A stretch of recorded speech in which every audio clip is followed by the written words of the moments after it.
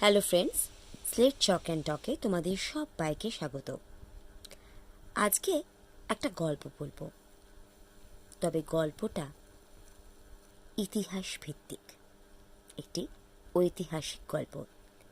লিখেছেন ধীরেন্দ্রনাথ পাল। গল্পের নাম দিলজান বাদী। আকবর বাদশাহের রাজত্বকালে একদিন সন্ধ্যার সময় দিল্লির সন্নিকটবর্তী কুতুব মিনার নামক বিখ্যাত স্তম্ভের নিম্নে বসিয়া একটি বালিকা আকাশের দিকে চাহিয়া তারা গুনিতেছিল।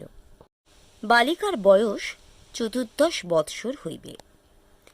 বেশ সচরাচর পশ্চিম দেশীয় হিন্দু রমণীগণ যেরূপ ব্যবহার করিয়া থাকেন সেইরূপ, কিন্তু দেখিলেই বুঝিতে পারা যায় বালিকার পিতা মাতার অবস্থা বড় সচ্ছল নহে।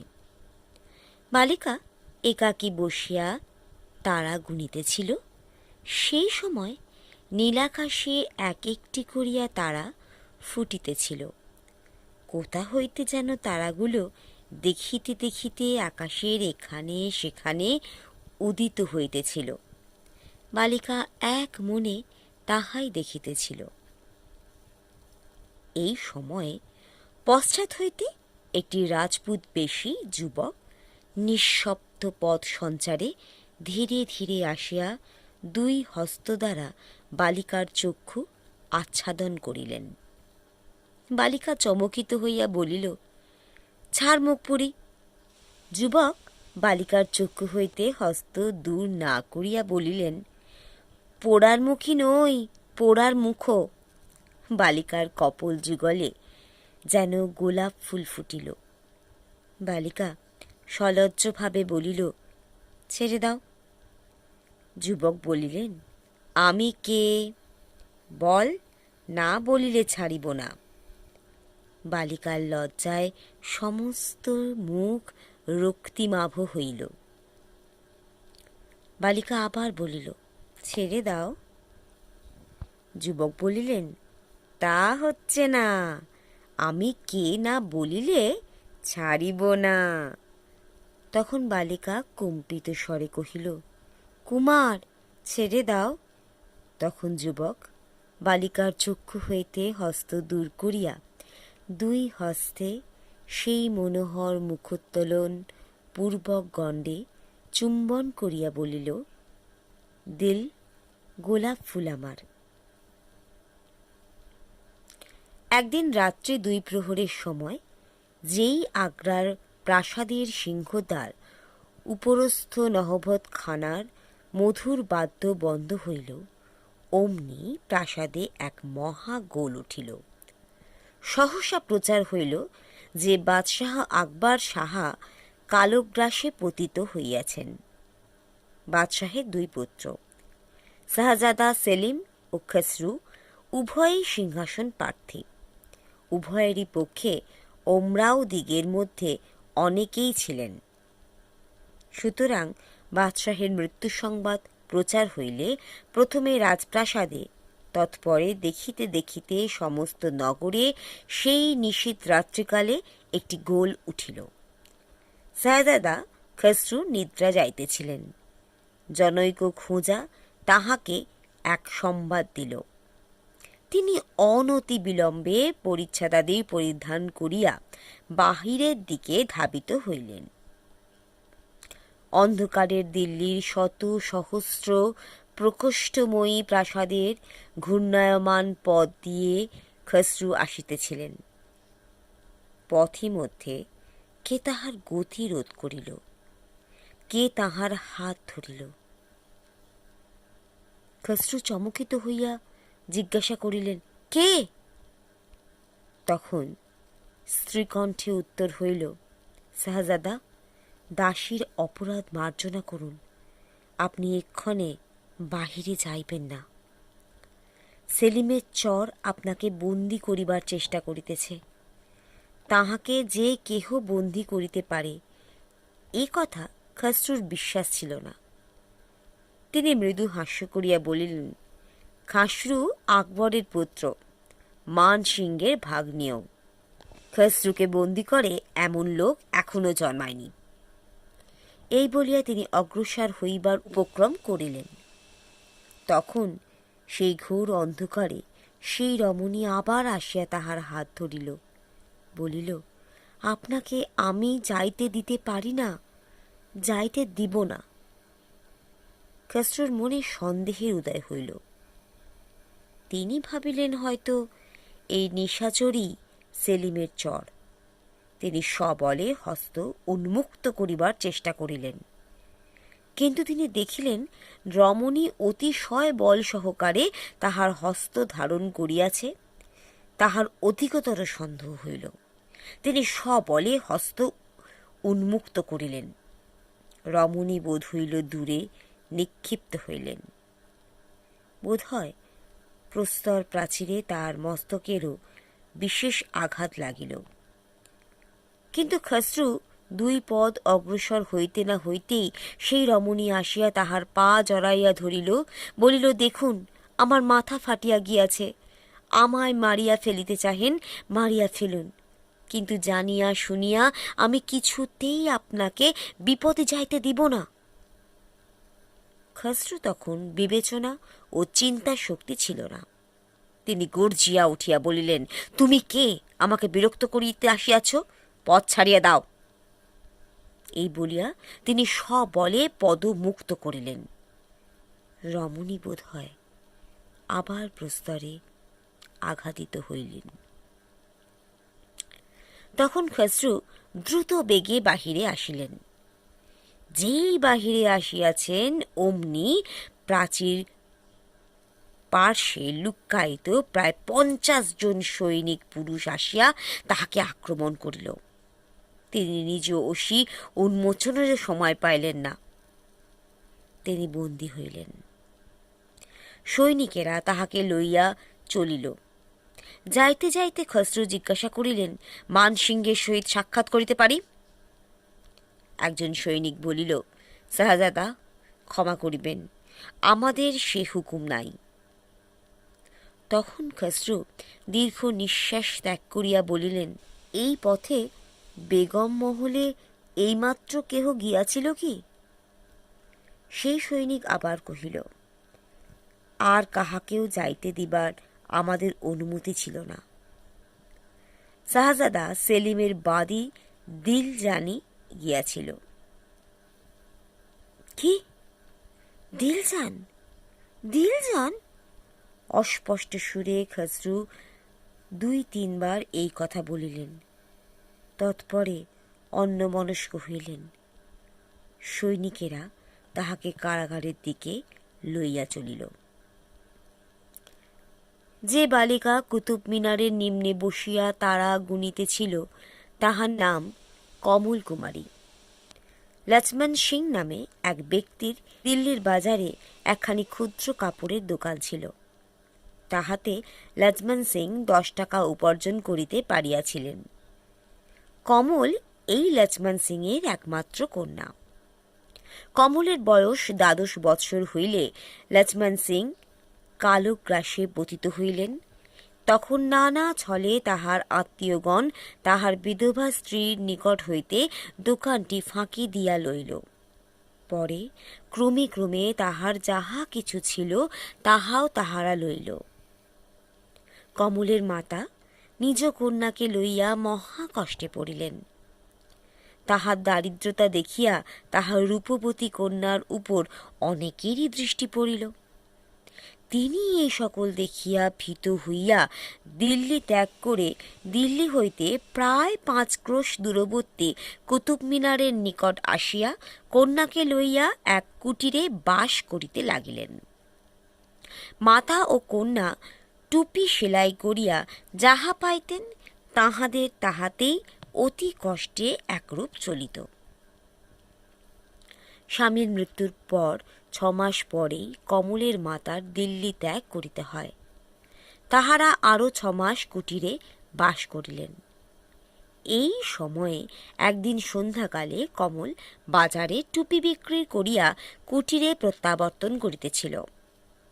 একখানি লোহিত রঙের শাড়ি তার পরিধান ছিল। তাহার শাড়ির রং দেখিয়া পথ পার্শ্বস্থ এক মহিষ অতিশয় কুপিত হইয়া তাহাকে আক্রমণ করিতে আসিল। কমল প্রাণ ভয়ে চিৎকার করিতে করিতে ছুটিল। তাহার চিৎকারে মহিষ আরো কুপিত হইয়া তাহার পশ্চাৎ ধাবিত হইল। চারিদিক হইতে লোক ছুটিল। যাহার মহিষ সেও নিকটে ছিল, সেও ছুটিয়া আসিল, কিন্তু মহিষের নিকট যাইয়া বালিকার প্রাণ রক্ষা করিতে কাহারই সাহস হইল না। আর এক মুহূর্তে কমলকে মহিষ প্রায় ধরিয়াছে আর কি, তখনই তাহাকে ছিন্ন বিচ্ছিন্ন করিয়া ফেলিবে এমন সময় কোথা হইতে একটি তীর আসিয়া সেই কুপিত মহিষের নত মস্তকের উত্তোলিত শৃঙ্গের ঠিক মধ্যস্থলে বিদ্ধ হইল। নিমেষের মধ্যে মহিষ ধরাশায়ী হইল, আর এক পাও অগ্রসর করিতে পাইল না। কমল চমকিত হইয়া দাঁড়াইল। তখন সকলে দেখিল যে একটি অতি সুপুরুষ আরবীয় অশ্ব বায়ুবেগে ধাবিত হইয়া একটি রাজপুত যোদ্ধা সেই দিকে আসিতেছে। কয়েক মুহূর্তের মধ্যে তিনি সেই স্থানে আসিয়া অশ্বকে দণ্ডায়মান করিয়া লম্ফ দিয়া ভূমে অবতরণ করিলেন। তৎপরে একেবারে কমলের হাত ধরিয়া বলিলেন, লাগে নাই তো? কমল এত মিষ্ট কথা কখনো শুনে নাই। সে কিছুই উত্তর দিতে পারিল না। তাহার চক্ষু দিয়া দরবিগলিত ধারে নয়নাশ্রু বহিল। তখন সেই যুবক নিজ পরিচ্ছদ মধ্য হইতে একখানি বহু মূল্যবান রুমাল বাহির করিয়া কমলের মুখ মুছাইয়া দিয়া বলিলেন, আর ভয় কি, চলো বাটি রাখিয়া আসি। তিনি কমলের হাত ধরিয়া চলিলেন। সেই স্থানে যত লোক জমিয়াছিল তাহারা যুবকের বেশভূষা দেখিয়া তাহাকে কোনো রাজপুত রাজকুমার মনে করিয়াছিল। এক্ষণে যাহার মহিষ সে কহিল, মহারাজ, মহিষটি আমার। যুবক ফিরিয়া তাহার দিকে দুইটি মোহর নিক্ষেপ করিয়া বলিলেন, বোধ হয় তোমার মহিষের দাম ইহা অপেক্ষা অধিক নহে। তখন তিনি কমলকে লইয়া চলিলেন। পথে আসিতে আসিতে কেহই কোনো কথা কহিলেন না। কমলের কথা কহিবার ক্ষমতা লোপ হইয়া ছিল। তাহার আপাত মস্তক কম্পিত হইতেছিল। কুটিরের সম্মুখে আসিয়া কমল কম্পিত স্বরে কহিল, এই আমাদের বাড়ি। যুবক কুটির দেখিয়া যেন চমকিত হইলেন, কিন্তু কিছুই বলিলেন না। কমলের মাতা কমলের নিকট সকল কথা শুনিয়া যুবকের অজস্র প্রশংসা করিতে লাগিলেন। যুবক বলিলেন, মাতো, আমি অধিক আর কি করিয়াছি? সম্মুখে নারী হত্যা হয়, সেই নারী জীবন রক্ষা করিবার জন্য তীর নিক্ষেপ করিয়াছিলাম। কোন রাজপুত না ইহা করিত? যুবক ইচ্ছা করিয়া সেই কুটিরে বসিলেন। তৎপরে কমলের মাতার অনিচ্ছা সত্ত্বেও তাহার নিকট হইতে কথায় কথায় তাহাদের পূর্ব বৃত্তান্ত সকল জানিয়া লইলেন। তৎপরে আবার আসিব বলিয়া যুবক চলিয়া গেলেন। কমল জানি না কেন অস্থির হইল। পরদিন সে সমস্ত দিনই যেন কাহার প্রতীক্ষা করিতে লাগিল। কাহার আশার সে শব্দ হইতে চমকিত হইয়া উঠিয়াছিল। তিনি আসিলেন না। সন্ধ্যার প্রাক্কালে একজন বৃদ্ধ মুসলমান 4 জন হিন্দু বাহকের দ্বারা নানা প্রকার আহারীয় বস্ত্রাদি আনিয়া কমলদের কুটিরে উপস্থিত হইল। কমলের মাতা কত বারণ করিলেন, কমল কত বারণ করিল, তাহারা সে কথায় কর্ণপাতও করিল না। সমস্ত তাহাদের দ্বারে রাখিয়া চলিয়া গেল।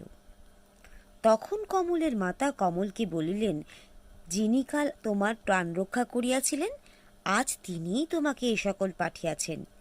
আমাদের অবস্থা ভিক্ষুকের অধম হইয়াছে, আর দান গ্রহণেও কুণ্ঠিত হইয়া লাভ কি? এমন সদাশয় লোকের দান গ্রহণ বরং ভালো।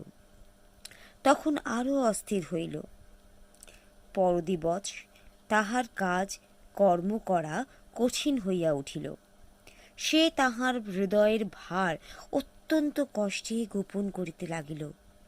কিন্তু যাহার জন্য সে এত অস্থির হইল, তিনি আসিলেন না।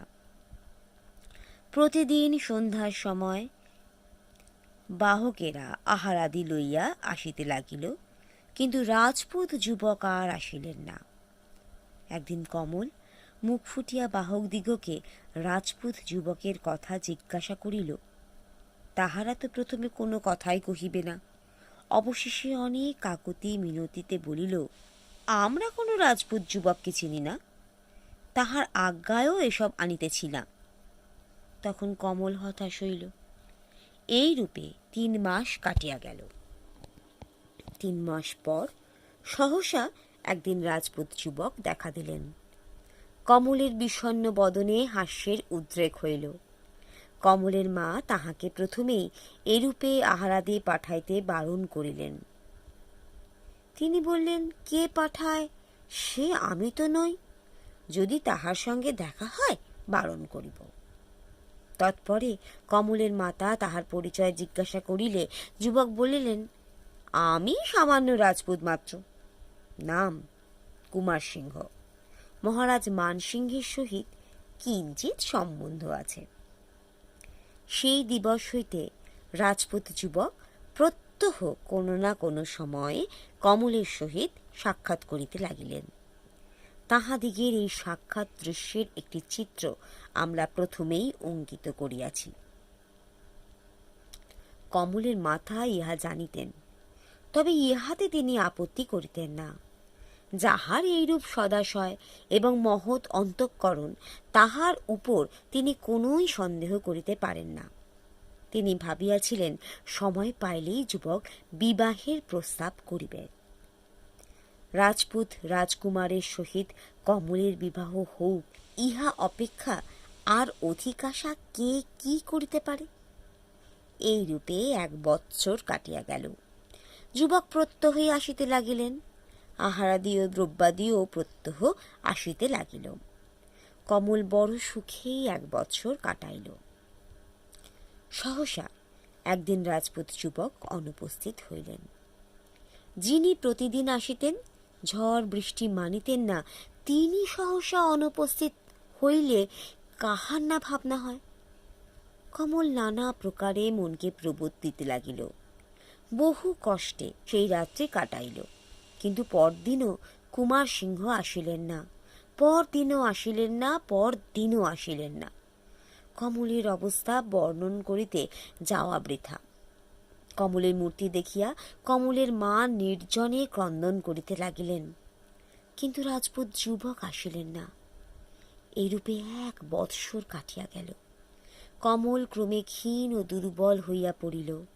তাহার মুখে দুঃখের মেঘ গাঢ়তর রূপে অধিষ্ঠিত হইল। কিন্তু কুমার সিংহ আসিলেন না। এই 1 বৎসর প্রত্যহই নিয়ম মতো আহারাদি আসিত, কিন্তু সহসা তাহাও একদিন বন্ধ হইল। তখন কমলের মাতার যুবকের ওপর বড়ই ক্রোধ হইতে লাগিল। তিনি যুবককে গালাগালি দিতে লাগিলেন। কমল কেবল এই মাত্র বলিল, তিনি ইহা ইচ্ছা করিয়া কখনোই করেন নাই। ক্রমে আবার কমলদের অন্য কষ্ট উপস্থিত হইল। কমলের মাতা কষ্ট সহ্য করিতে পারিলেন না, পীড়িত হইলেন।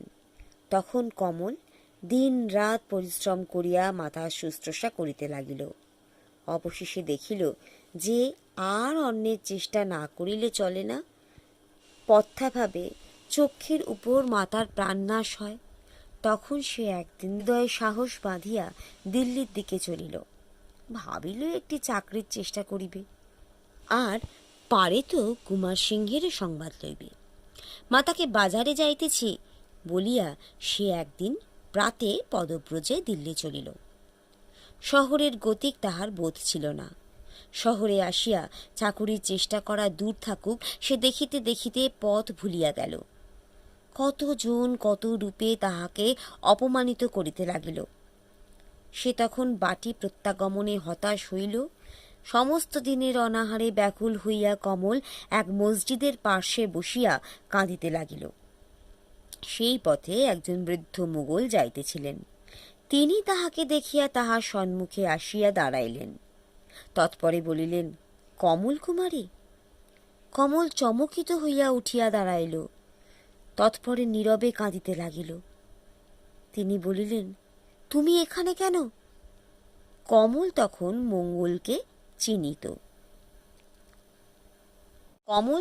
মোগলকে চিনিল। ইনি প্রথম দিবস তাহাদের কুটিরে আহারাদি লইয়া গিয়াছিলেন। সে কিছুই অধিক বলিতে পারিল না। কাঁদিতে কাঁদিতে বলিল, আমি বাড়ি যাব, পথ ভুলিয়া গিয়াছি। তখন মোগল বলিলেন, আমার সঙ্গে আইস। কমল কুমারীকে দেখিয়া পর্যন্ত মোগলের দয়া হইয়াছিল। এক্ষণে তাহার এই অবস্থা দেখিয়া তাহার আরও দয়া হইল। তিনি বলিলেন, সে যুবক কি আর তোমার সহিত সাক্ষাৎ করেন না?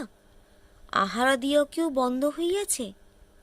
এবার কমল একেবারেই ফুকারিয়া কাঁদিয়া উঠিল। তখন মুঘল পথে আসিতে আসিতে তাহার নিকট একে একে সমস্ত কথা শুনিলেন। কমল চাকরির প্রত্যাশায় যে দিল্লি আসিয়াছিল তাহাও শুনিলেন। তখন তিনি বলিলেন, আমি তোমার জন্য একটা চাকরি জোগাড় করিয়া দিতে পারি, কিন্তু মুসলমানের বাড়ি চাকরি করিবে কিনা জানি না। কমলের চক্ষে তখন মাতার অনাহার নাচিতেছিল। তখন তাহার আর অন্য জ্ঞান ছিল না। সে বলিল, করিব। মুঘল বলিলেন, তবে কাল প্রস্তুত থাকিও। আমি কাল প্রাতে যাইয়া তোমাকে সঙ্গে লইয়া নিয়ে আসিব। চাকরির আগ্রায় বেগম মহলে মাকেও সঙ্গে নিও, বোধহয় সেখানে সুখে থাকিতে পারিবেন। এই সময় তাহারা প্রায় শহরের বাহিরে আসিয়াছিল। বৃদ্ধ মুঘল কতকগুলি আহারীয় ক্রয় করিয়া কমলকে প্রদান করিতে উদ্যত হওয়ায় কমল সংকুচিত হইল। মুঘল বুঝিলেন, বলিলেন, সংকুচিত হইও না, ইহা তোমার মাহিনার অগ্রিম স্বরূপ গ্রহণ করো। তখন কমল সেইগুলি লইয়া দ্রুত পদে গৃহের দিকে চলিল। তখন প্রায় সন্ধ্যা হয়।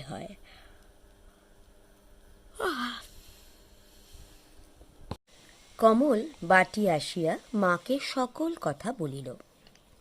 তিনি প্রথমে কেবলই কাঁদিতে লাগিলেন। একই চাকরি, তাহা আবার মুসলিম ঘরে। কমলের মাতার পক্ষে ইহা একরূপ অসহ্য হইল।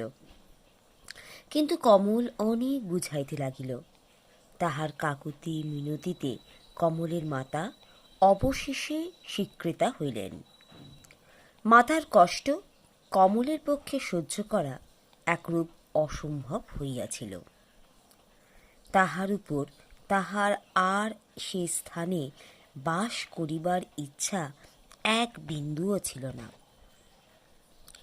কুমার সিংহের সহিত ওই স্থানে কত বেড়ানো হইয়াছিল, ওই স্থানে বসিয়া কত কথা কহিয়াছিল। প্রতি পদেই কুমার সিংহের কথা মনে পড়ে। কমলের কোমল প্রাণে এ অসহ্য হইয়াছিল। তাহাই সে বাসস্থান ত্যাগ করিতে এতই ব্যাকুল। ভাবিয়াছিল অন্যত্র যাইয়া দাসীবৃত্তি করিয়া এক রূপে মাতার কষ্টও নিবারণ করিতে পারিবে। অথচ কুমার সিংহের কথার আর অত মনে পড়িবে না। এই সকল ভাবিয়াই কমল আগ্রায় যাইয়া চাকরি করিতে এত দৃঢ় প্রতিজ্ঞ হইল। ও এত কষ্ট করিয়া মাতাকে রাজি করিল। তাহাদের যাহা কিছু ছিল কমল রাত্রিরেতে সকল বাঁধিয়া ঠিক করিয়া রাখিল। সকালে সূর্যোদয়ের পূর্বেই একখানি গাড়ি লইয়া মোগল আসিলেন। কমল ও কমলের মাতা তাহাতে আরোহণ করিলেন। বৃদ্ধ মোগল একটি অশ্বে আরোহণ করিয়া সঙ্গে সঙ্গে চলিলেন। পরদিবস সন্ধ্যাকালে তাহারা আগ্রায় পৌঁছাইল। সে রাত্রে আর মোগল কোমলকে বেগম মহলে লইয়া গেলেন না। নগরের প্রান্তে পরদিন সন্ধ্যাকালে তাহারা আগ্রায় পৌঁছলেন। সে রাত্রে আর মোগল কোমলকে বেগম মহলে লইয়া গেলেন না। নগরের প্রান্তে একটি ক্ষুদ্র কুটির স্থির করিয়া তথায় কমল ও কমলের মাতাকে রাখিয়া তিনি চলিয়া গেলেন।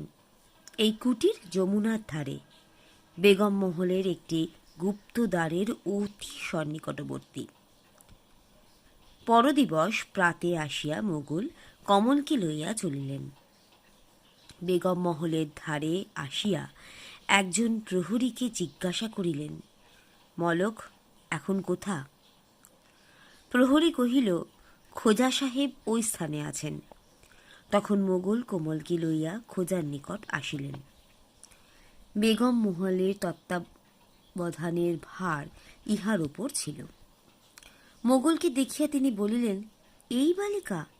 মোগল কহিলেন, যাহার কথা বলিয়াছিলাম। কোন বেগম সাহেবের নিকট রাখিবে? খোজা কহিলেন, শাহজাদা সেলিমের দিলখোশ বেগমের নিকট।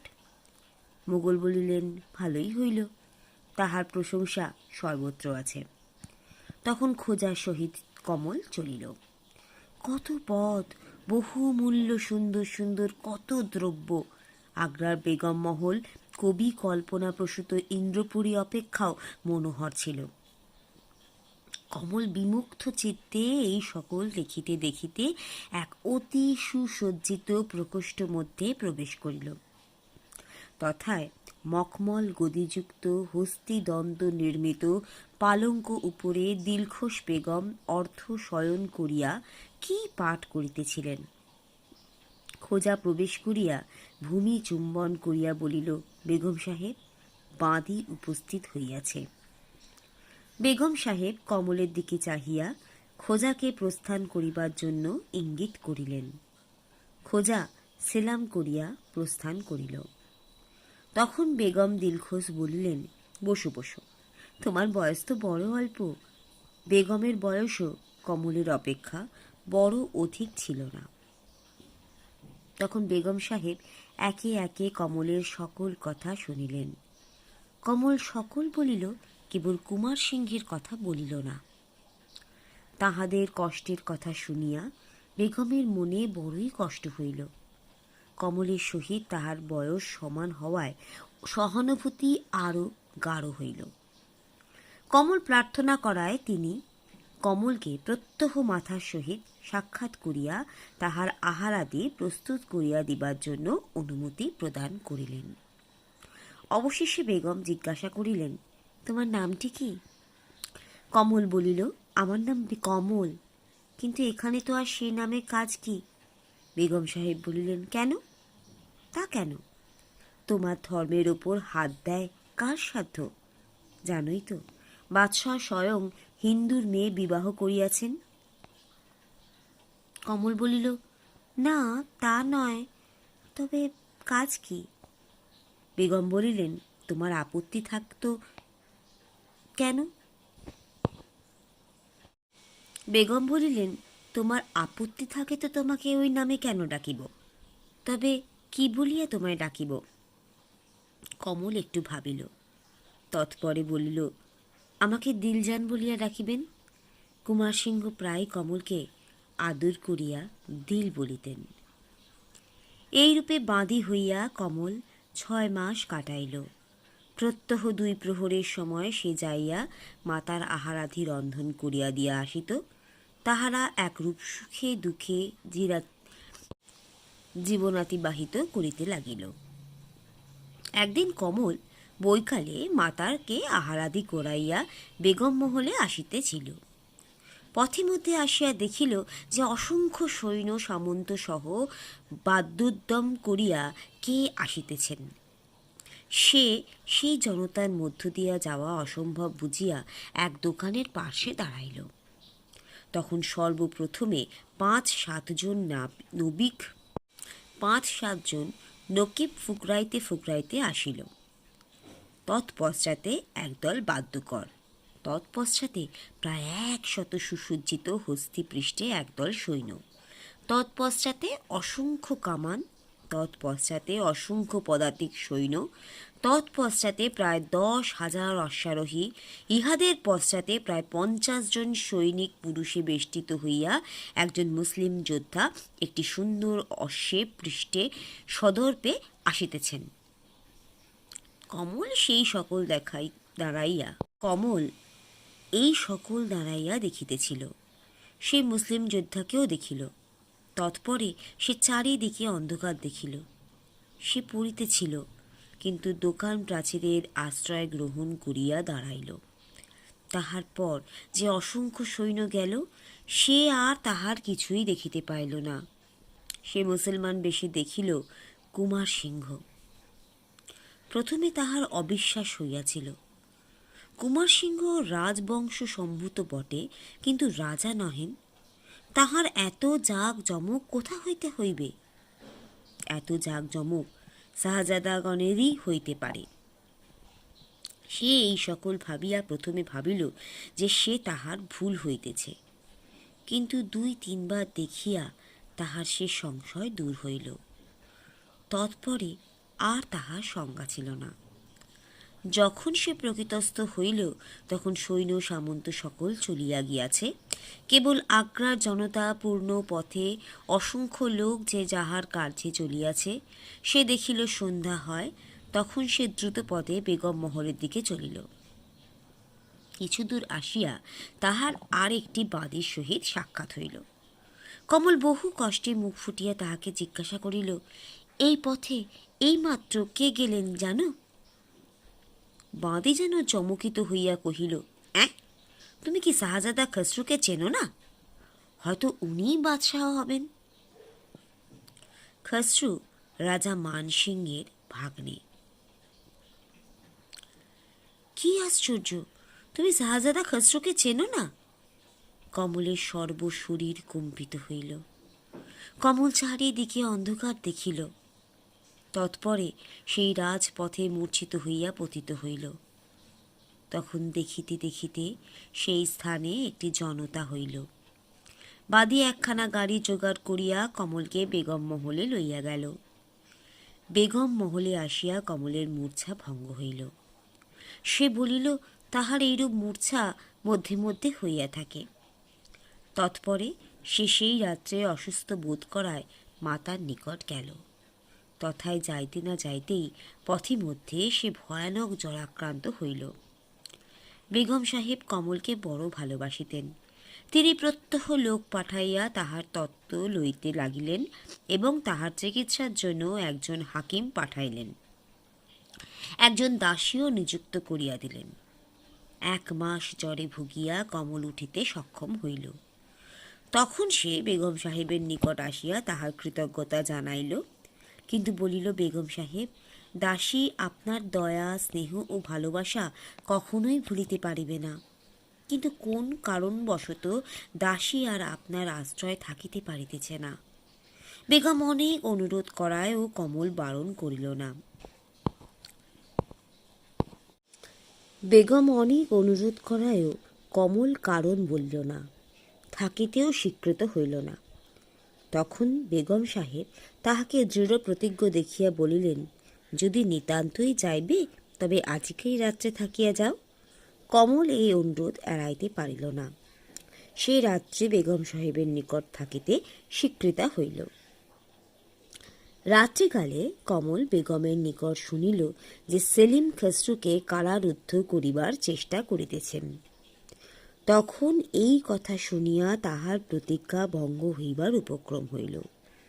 তাহার কুমার সিংহই খসরু আকবরের পুত্র, এ কথা ভাবিতেও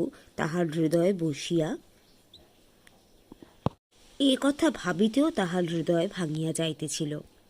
কিন্তু যে তাহাদিগকে অনাহার হইতে রক্ষা করিয়াছে, যে তাহাদিগকে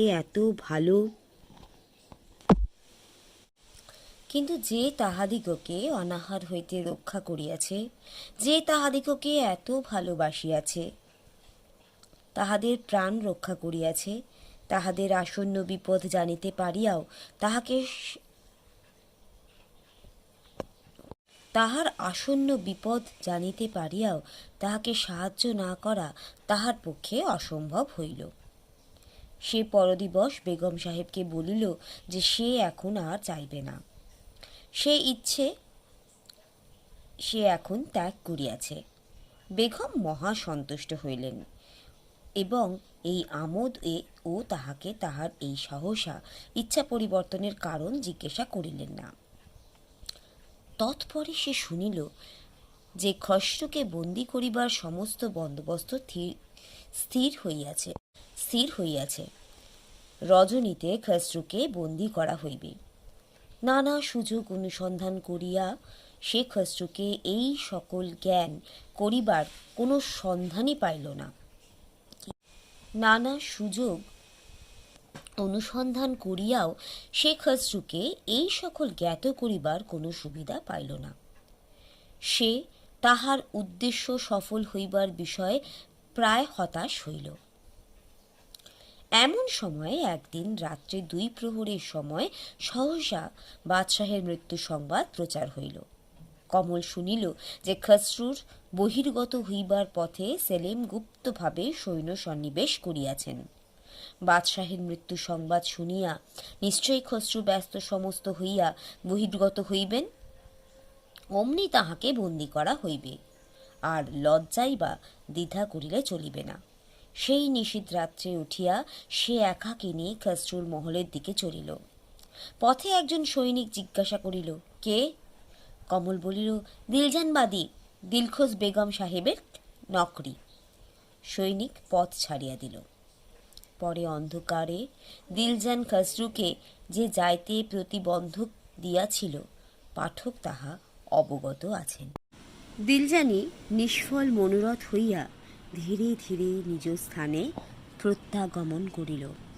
তৎপরে খসরুর বন্দী হইবার সংবাদ পাইল।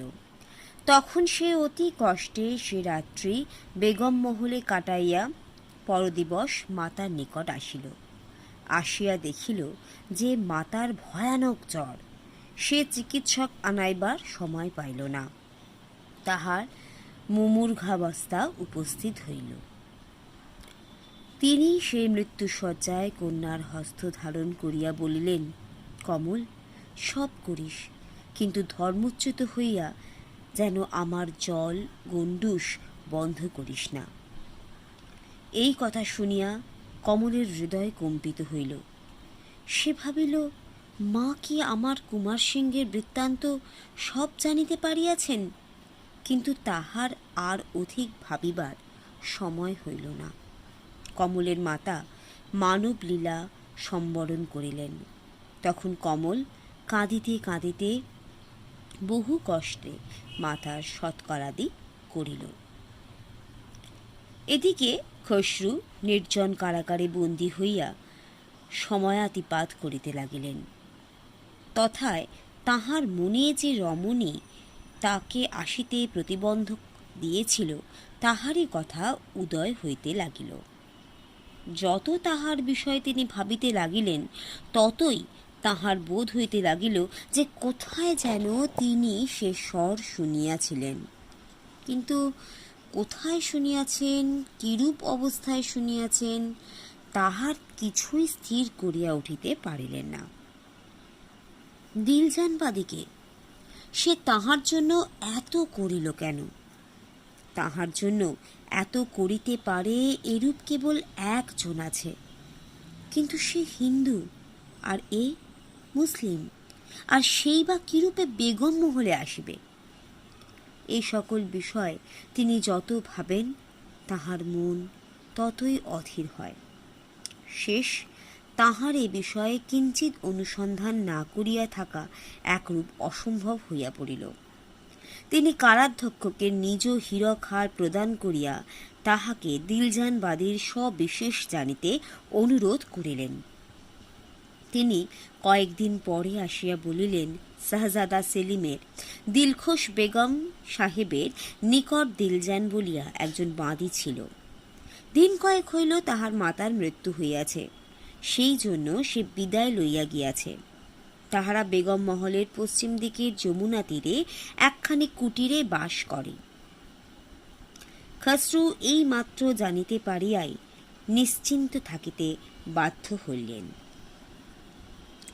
রাজা মানসিংহের ইচ্ছা নিজ ভাগিনেয় খসরু বাদশাহ হয়েন। তাহার যত্ন ও সাবধানতাকে পরাস্ত করিয়া সেলিম খসরুকে কারারুদ্ধ করিলেন। কিন্তু তিনি এই ঘটনার পর নিশ্চিন্ত হইয়া বসিয়াছিলেন না। তিনি অনেক যত্ন ও চেষ্টা করিয়া নানা উপায়ে খসরুকে কারামুক্ত করিলেন। তাহাকে কারামুক্ত করিয়াই তাহাকে বলিলেন, তুমি শীঘ্রই উদয়পুরে পলায়ন করো, এদিকে জোগাড় হইলে তোমাকে সংবাদ দিব। খসরু রাত্রিকালে কারামুক্ত হইলেন, কিন্তু তিনি উদয়পুরে পলায়ন করিলেন। খসরু প্রায় রাজপুত বেশে দিল্লির নিকটস্থ নানা স্থানে পর্যটন করতেন। নানা স্থানে নানা নাম গ্রহণ করিয়া নানা লোকের উপকার করিতেন। ইহা তাহার কয়েকজন বিশ্বস্ত অনুচর ভিন্ন আর কেহই জানিত না। বলা বাহুল্য, এইরূপ ভ্রমণেই একদিন তিনি বালিকা কমলকে মত্ত মহিষ শৃঙ্গ হইতে রক্ষা করিয়াছিলেন। তিনি দিল্লি প্রত্যাগমন করিয়া তাহার এক বিশ্বস্ত মুঘল অনুচরকে কমলদের বাটিতে আহারীয় পাঠাইতে আজ্ঞা করিলেন। তৎপর দিবস কমলের সহিত তার সাক্ষাৎ করিবার ইচ্ছা ছিল, কিন্তু তিনি তাহা পারিলেন না।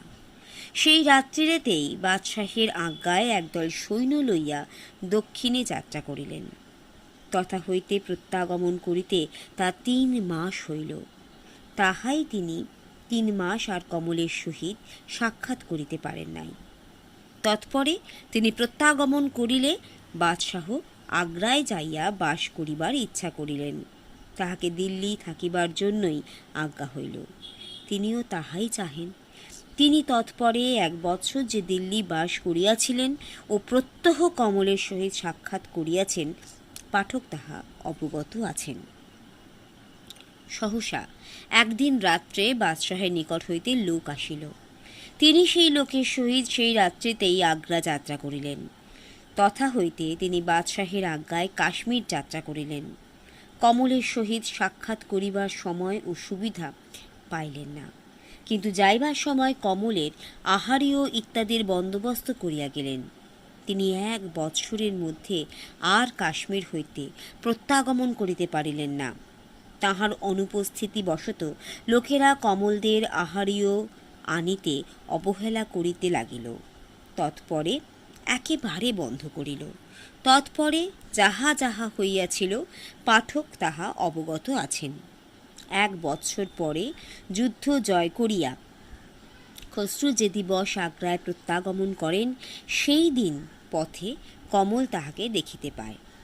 আগ্রায় আসিয়া পিতার সহিত সাক্ষাৎ করিয়া খসরু সেই দিবসই দিল্লি প্রস্থান করিলেন। দিল্লি আসিয়াই তিনি কমলের সন্ধানে গেলেন, কিন্তু যাইয়া যাহা দেখিলেন তাহাতে তাহার মস্তক বিঘূর্ণিত হইতে লাগিল। তিনি দেখিলেন যে কমল আর তথায় নাই। অনুসন্ধান করিলেন, কিন্তু বিশেষ কোনো সংবাদ পাইলেন না। তবে কেহ কেহ বলিল যে শুনিয়াছি তাহারা আগ্রায় গিয়াছে। খসরু কমলের অনেক অনুসন্ধান করিলেন, কিন্তু কোনো সংবাদই পাইলেন না। তখন তিনি হতাশ হলেন। তৎপরে তাহার দিল্লি থাকা কষ্টকর হইল। তাহার মন বড়ই খারাপ হইল। তিনি দিল্লি বাস ত্যাগ করিয়া আগ্রায় যাইয়া বাস করিতে লাগিলেন। কিছুদিনের মধ্যেই তিনি বন্দী হইয়া কারাগারে নিক্ষিপ্ত হইলেন। তখন সেই নির্জনে কমলের কথা তাহার আরও অধিক মনে হইতে লাগিল। ইহার সহিত দিলজানির কথা হৃদয়ে উদিত হওয়ায় তাহার মন অধিকতর অস্থির হইয়া পড়িল। মাতার শ্রাদ্ধাদি যথাসাধ্য সম্পন্ন করিয়া কমল সন্ন্যাস গ্রহণ করিবার মনস্থ করিল। তাহার যাহা কিছু ছিল সে বিক্রয় করিল, গেরুয়া বসন ও কমণ্ডলু সংস্থান করিল। তৎপরে একদিন অতি প্রত্যুষে বাটি হইতে বহির্গত হইল। দ্বার হইতে বহির্গত হইয়া সম্মুখে দেখিল কুমার সিংহ। তাহার মস্তক বিঘূর্ণিত হইল। সে পড়িবার উপক্রম করিল, তখন খসরু তাহাকে ধরিবার জন্য অগ্রসর হইলেন। কমল সরিয়া দাঁড়াইয়া বলিল, শাহজাদা, দাসীর অপরাধ মার্জনা করবেন। আপনি খসরু অগ্রে কথা আমাকে বলেন নাই কেন? তাহা হইলে দুঃখিনীর কন্যা আপনার ন্যায় লোককে কখনো ভালোবাসিত না, ভয়ে দূরে থাকিত। খসরু বলিলেন, আমার অধিক কথা কহিবার সময় নাই, আমার পশ্চাতে শত্রু। কমল, বলো বলো, তোমার সহিত আমার বিবাহ হইতে পারে কিনা? তোমার কথার উপর আমার জীবনের সুখ দুঃখ আশা ভরসা নির্ভর করিতেছে। রাজ্য সিংহাসন আমি কিছুই চাহি না। তোমাকে লইয়া জঙ্গলে থাকিলেও আমি সুখে থাকিতে পারিব। বলো, দিল্লির সিংহাসন তো আমার। কমল ধীরে ধীরে অথচ গম্ভীর স্বরে বলিল, আপনি কেন কুমার সিংহ হইলেন না? আপনি কেন আমার নিকট আত্মগোপন করিলেন? খসরু ব্যগ্র হইয়া বলিলেন, কমল, আমাকে ক্ষমা করো, অত কথা কহিবার আমার তো সময় নেই। কমল, বলো, তোমার সঙ্গে আমার বিবাহ হইতে পারে কিনা? তখন কমল কহিল, কুমার, ভালোবাসার দ্রব্য পাইব, দিল্লির বাদশাহের সহধর্মিণী হইব। এই প্রলোভন বড়ই প্রলোভন। কিন্তু কুমার, তুমি কি আমাকে তোমায় বিবাহ করিয়া ধর্মচ্যুত হইয়া মাতার জলগণ্ডুষ বন্ধ করিতে বল? মাতাকে অনাহারে রাখিয়া তুমি কি আমাকে রাজ্য সুখ ভোগ করিতে বলো? আমি যে তোমাকে বিবাহ করিলে আর মাতাকে জলগণ্ডুষ দিতে পারিব না। তুমি কি আমাকে মাতাকে অনাহারে রাখিয়া বিলাস ভোগে দিল্লির বাদশাহের মহিষী হইতে বলো? খসরু সেই স্থানে জানু পাতিয়া বসিলেন, বলিলেন, তুমি দেবী, তোমায় পাইব এমন কি সৌভাগ্য করিয়াছি? আর তোমাকে না পাইয়া আমার রাজ্য সিংহাসন সব মিথ্যা। কমল, কমল ইহজন্মে হইল না, দেখি পরজন্মে তোমাকে পাই কিনা। তৎপরে তিনি বেগে উত্থান করিলেন, আর কমলের দিকে চাহিলেন না। যাইতে যাইতে ফিরিয়া বলিলেন, একটি প্রার্থনা, মৃত্যুর পূর্বে আমাকে একবার দেখা দিও। আমায় গোয়ালিয়রের কারাগারে পাইবে। খসরু উদয়পুর পালালেন না। তিনি মানসিংহের কথা শুনিলেন না। তিনি সেলিমের হস্তে আত্মসমর্পণ করিলেন। তিনি যাহা ভাবিয়াছিলেন তাহাই হইল। তিনি গোয়ালিয়রের কারাগারে বন্দী হইলেন। আমাদের আর অধিক কিছুই বলতে নাই। কমল সন্ন্যাসিনী হইয়া নানা তীর্থ পর্যটন করিয়া বেড়াইলেন। খসরু প্রায় 10 বৎসর গোয়ালিয়রের দুর্গে বন্দী রইলেন। তাহার পর যাহা ঘটিয়াছিল তাহা ইতিহাসে লিখিত আছে। সকলেই অবগত আছেন যে দিবস হন্তাগণ জীর্ণ শীর্ণ খসরুকে হত্যা করিতে উদ্যত হয়, সেই সময় সেই খড়গের নিম্নে একটি রমণী সহসা কোথা হইতে আসিয়া নিজ দেহ নিক্ষিপ্ত করেন। আহত রক্তাক্ত কলেবর খসরু এক জটাজুটোধারিণী সন্ন্যাসিনীকে নিজ দেহ পরি আঘাত পতিত দেখিয়া অথস্ফুট স্বরে কহিলেন, দেবী, আপনি কে? তখন আসন্ন মৃত্যু। সন্ন্যাসিনী বলিলেন, কুমার, আজ আমাদের বিবাহ। খসরু বলিলেন, যাও যাও কমল, এরূপ বিবাহের ফুলশয্যা স্বর্গে হইবে না তো আর কোথায় হইবে?